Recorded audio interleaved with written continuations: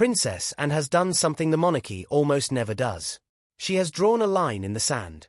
A hard institutional constitutional line, and that line has Lilibet's name written across it.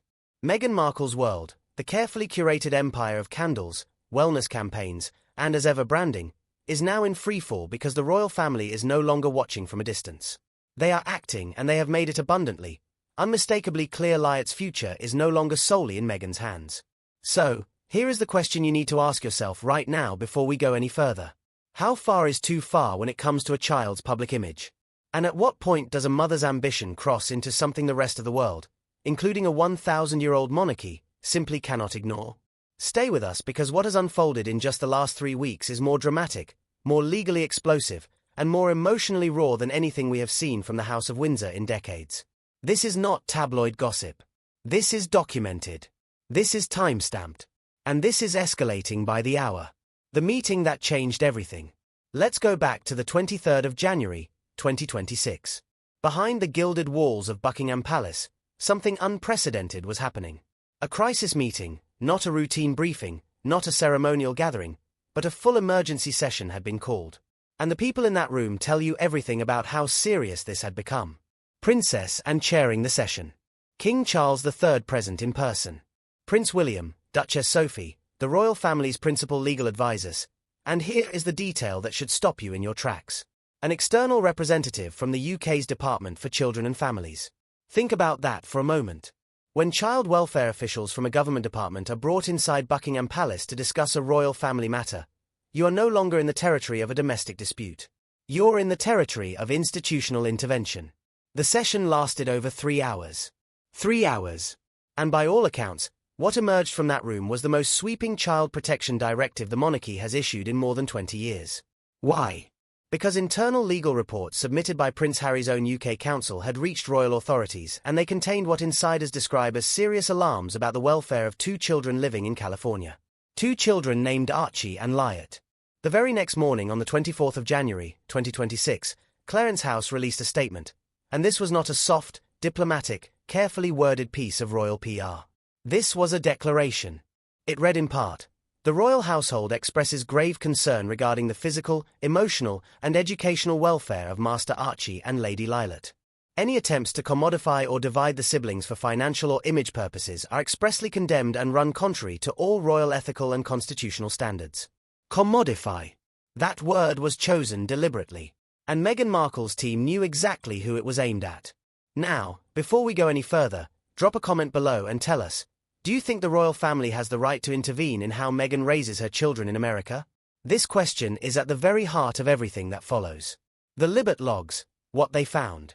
Here is where the story takes a turn that is difficult to hear, especially for anyone who believes in letting children be children. Princess Anne's advisory team compiled what insiders have been calling in private palace circles the Lilibet logs, a detailed documented account of a 6-year-old child's weekly schedule. And we are not talking about school runs and playdates. According to this internal dossier, this was Lilibet's week. Monday and Wednesday, filming short-form content for the As Ever brand. Thursday, voice training for a potential audiobook narration. Friday, Mommy and Me product shoots for 2 upcoming wellness campaigns.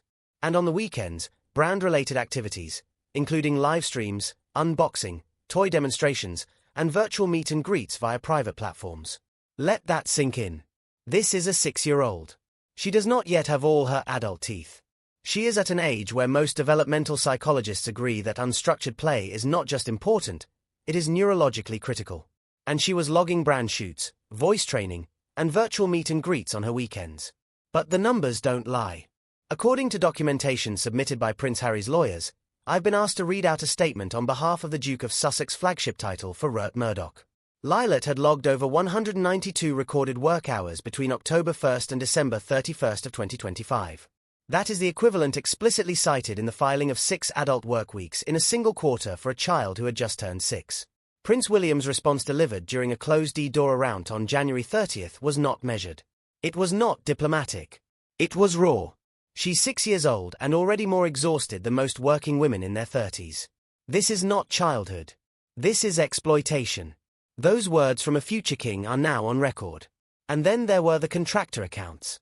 Multiple former workers connected to the As Ever brand speaking anonymously to palace investigators described scenes that are uncomfortable to visualize. One said that Lilibet cried quietly for over 15 minutes after forgetting a scripted line, only to be told by Meghan's personal assistant that she needs to learn resilience. Another described an incident where Meghan, reportedly frustrated by a filming delay, raised her voice at Lilibet and said, "If you want to build something in this world, you have to show up every time. No exceptions." She was speaking to a child who was 6 years old. Meghan's team has dismissed these accounts as misked and embellished, but the palace was not relying on contractor gossip. They had the documentation, the contracts, the schedules, and they had perhaps most devastatingly of all, the words of Lilibet herself. The line that cracked the room open. We need to pause here because what we're about to share is the moment that by all accounts from royal insiders changed the temperature inside every palace briefing room where it was read aloud.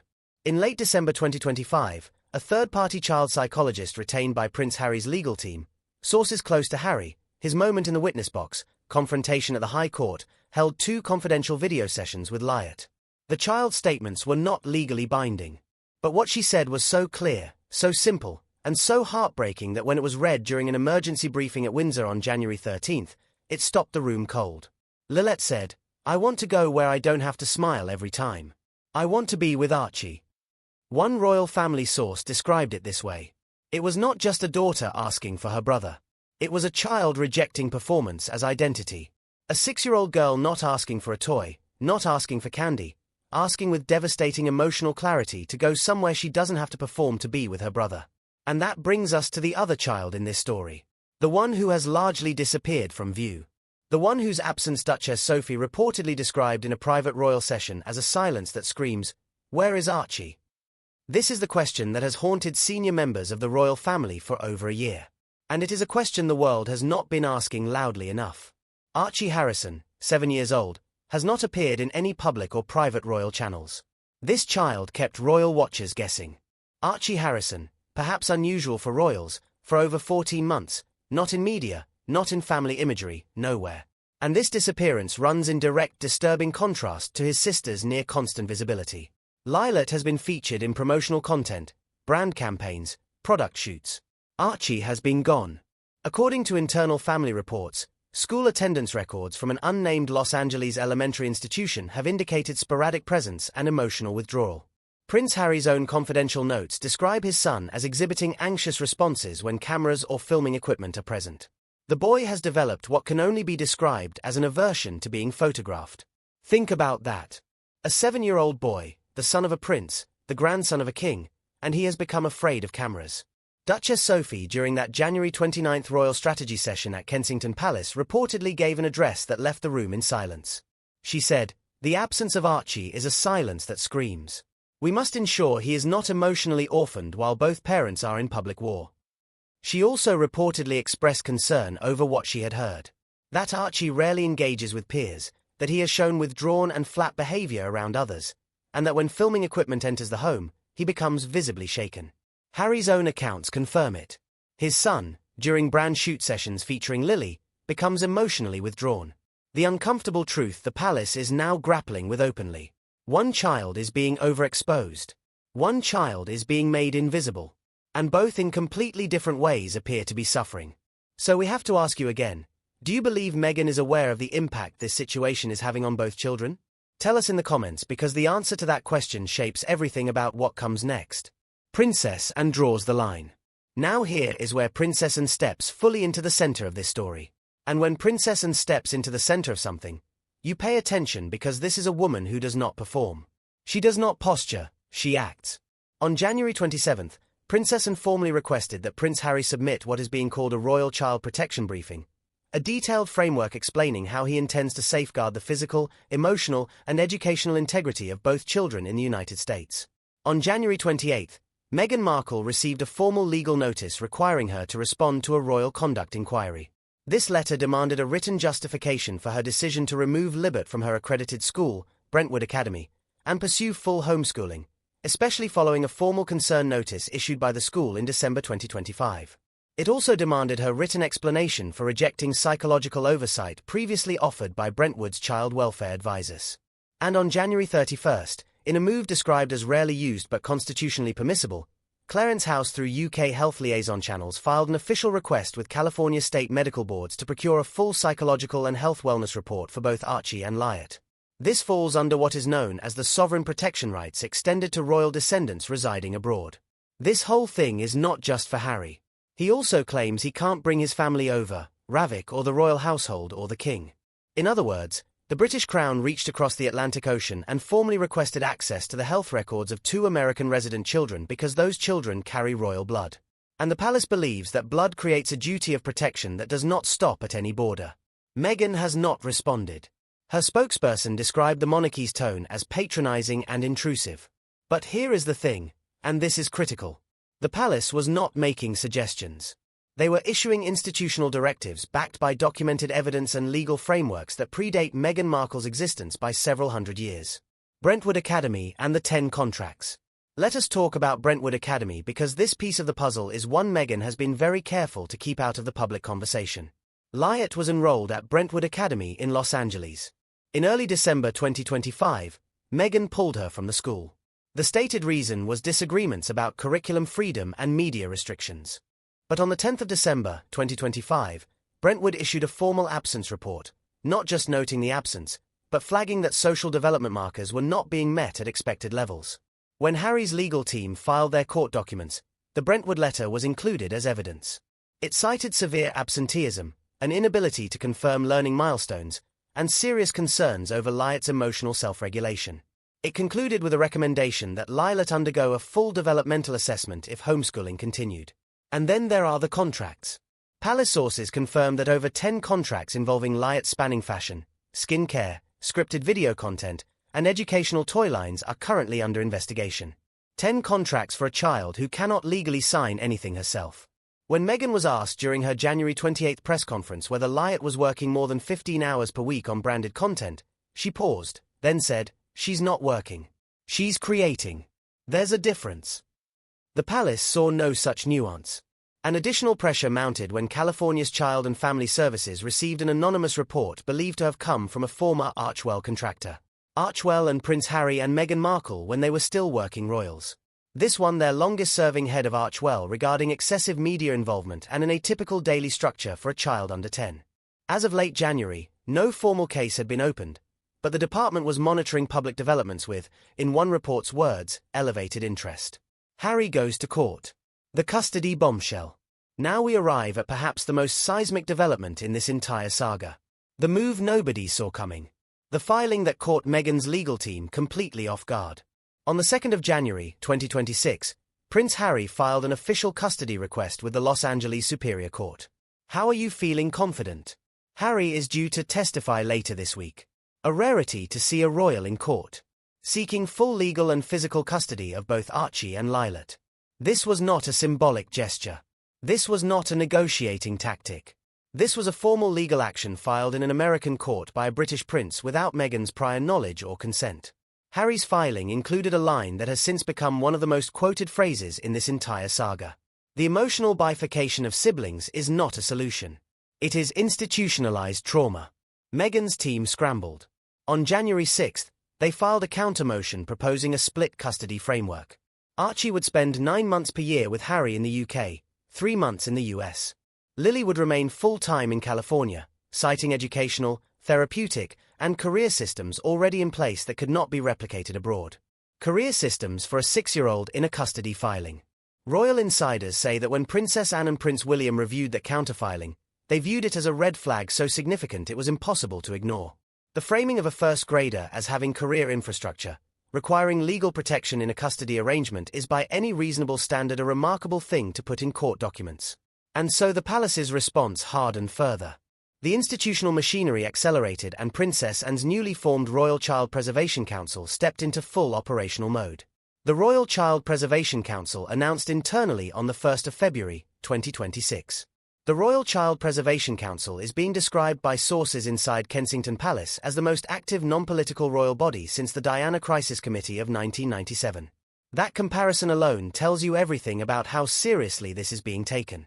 Led by Princess Anne and reporting directly to King Charles III, the RCPC includes senior officials from the Royal Legal Advisory Board, 2 independent pediatric psychologists, a cross-national liaison from the UK's Department for Children and Families, and an international diplomatic representative specialising in transatlantic custody and citizenship law. Its charter mission to preserve the private development and emotional stability of royal descendants abroad in circumstances of image overexposure, household fragmentation, or branding-based activity inconsistent with minor wellness. This is not a committee formed to write a report and shelve. This is a body with teeth. And behind the scenes, royal aides have begun preparing a contingency strategy involving the UK Foreign Office and the British Consulate in Los Angeles. Should Meghan continue resisting inquiries, the monarchy may formally request legal cooperation with local child welfare bodies, visibility into medical and educational reports under diplomatic consent, and in emergency cases, temporary physical oversight of the children. King Charles has not yet signed that directive, but the draft exists. One senior Crown advisor summarized the position plainly. This isn't about reclaiming children or challenging maternal authority. It's about preventing a reputational and emotional implosion. If Lilibet becomes a cautionary tale, the monarchy's moral legitimacy goes with it. Meghan fires back and reveals more than she intended. On January 28, Meghan held a virtual press conference via Zoom, composed, seated in front of soft-lit shelves with copies of the bench arranged behind her, deliberately staged, carefully controlled. Her central message, Lilibet, is not being exploited. She's being empowered. She has gifts and I will not apologize for cultivating them. She called Harry regressive and obstructive. She defended pulling Lilibet from school as protective, nurturing, and responsive to her emotional intelligence. She framed herself as a visionary modern mother misunderstood by a backward institution. But then she said something that was meant to generate sympathy and instead generated something else entirely. She spoke about her own childhood, a one-bedroom apartment with her mother, second-hand textbooks, classmates with legacy surnames who always seemed to leap ahead. She described Lilibet as her second chance at getting it right. That phrase second chance is the one that echoed longest in palace briefing rooms because it reframes Lilibet not as a child with her own future but as a vessel for Meghan's unfinished personal story. As one palace insider put it with devastating simplicity, you don't heal your own childhood by hijacking your child's future. Now there is word of a new trademark application. Meghan is reportedly pushing to register the phrase raised by purpose under Lilibet's name. If filed, the palace has signaled it may trigger a formal objection under UK soft diplomacy agreements and media ethics oversight. Raised by purpose as a commercial trademark for a 6-year-old who told a psychologist she just wants to stop smiling on command. Catherine enters the quiet force. Not everything happening in this story is confrontational, and in fact, the most consequential development of the past 2 weeks may be the one receiving the least coverage. Princess Catherine has quietly positioned herself as the one person in this entire conflict who might actually prevent it from becoming something irreversible. According to insiders at Kensington Palace, Catherine has spent weeks building the framework for what is being internally called the Windsor Reset, a discreet in-person family summit at Windsor Castle proposed for the 9th to the 11th of February, 2026. The attendees, Prince Harry, Meghan Markle, Princess Anne, Prince William, and Catherine herself as moderator. No press, no recording, no staff, no lawyers in the room. Just a conversation about 2 children. Therefore, not simply just about how we raise our children. The palace has reportedly booked a secure wing at Windsor Castle for those dates. Invitations were hand-delivered via private diplomatic courier to Harry and Meghan's legal teams on February 2nd. Harry is said to be open and hopeful. Meghan's camp has given no formal response, but Catherine has not waited. On January 29th, she sent Meghan a handwritten personal letter. The content has not been released publicly, but senior aides confirmed its tone was disarmingly honest, non-accusatory, and anchored in shared motherhood. One excerpt, verified through a trusted palace source. Whatever divides us, I believe we both want them to feel loved before they feel watched. I hope we can still agree on that.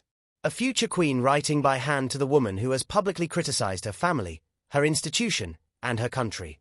Choosing motherhood over monarchy as common ground. That is not weakness. That is the most sophisticated move in this entire saga. Operation Veil, the 2 paths.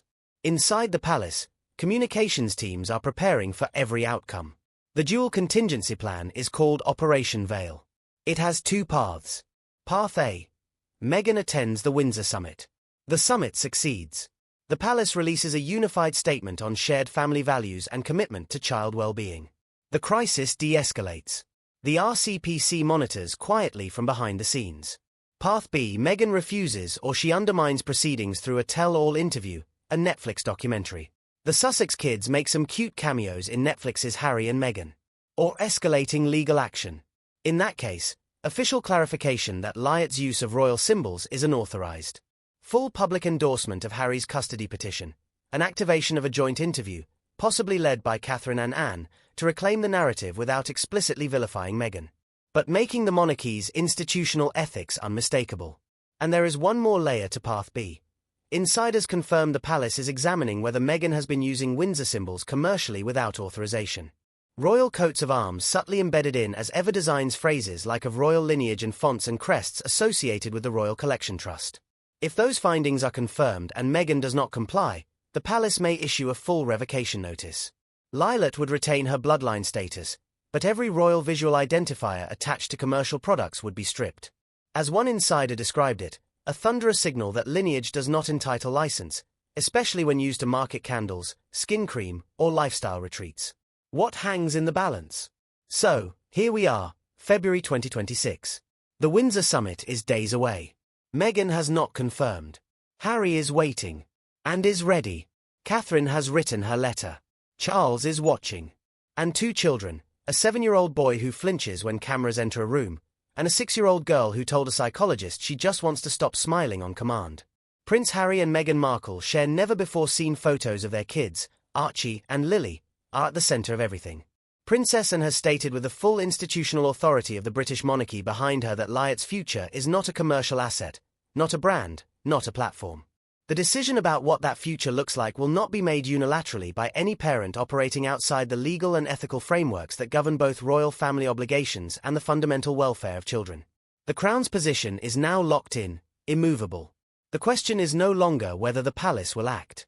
The question is whether Meghan will engage before they are forced to act in ways she will not be able to reverse. As one senior official summarized it, "We will not negotiate the well-being of children.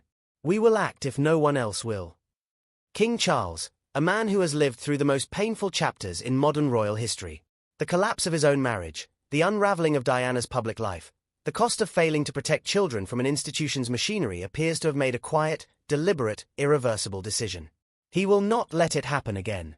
Princess Anne said it best during that January 30th internal address. "We must protect children not from ambition but from premature purpose." And Catherine, as always, said it most humanly of all. "Whatever divides us, I believe we both want them to feel loved before they feel watched." The only question that matters now is whether Meghan agrees. So, we're asking you one final time. What do you think she will do? Will she walk into Windsor Castle and sit at that table? Or will she escalate? Does she see Lily as a child or as a continuation of her own story? Drop it in the comments. Share this with someone who needs to hear it. And make sure you subscribe because this story is far from over. The next chapter arrives within days. The Crown is awake. It is watching and it is not blinking.